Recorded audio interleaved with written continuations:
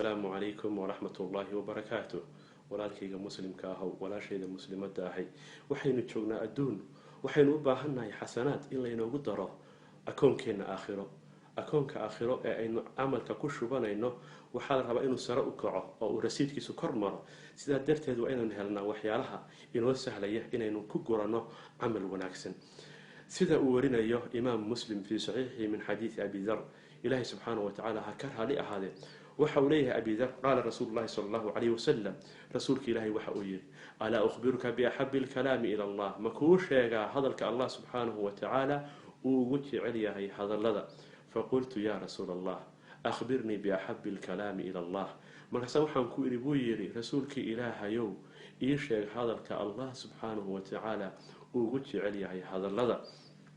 faqaala inna ahabbal kalaami ila allah subhaanallahi wa bihamdihi rasuulku markaas wuxuu yiri hadalka allah subxaanahu wa tacaala uu ugu jecel yahay hadallada waxa weeye subhaanallahi wa bihamdihi sidaa darteed ma waqti bay inaga qaadanaysaa inaynu hadalka allah subxaanahu wa tacaala uu jecel yahay aynu akoonkeena aakhiro ka buuxino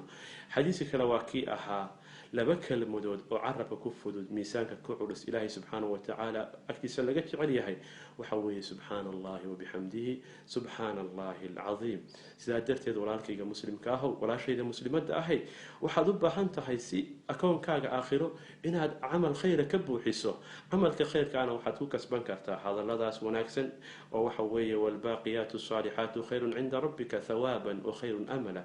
hadalladaas wanaagsan inaynu ka buuxino ayaa laynaga doonayaa sidaa darteed hal mar aan ku celcelino subhaanallahi wa bihamdihi sidoo kale waxa weeye waa inaynu sheer garayno oo fiidiyowgan gaadhsiino walaalaheena kale maxaa yeelay qof baa laga yaabaa inuu ku celceliyo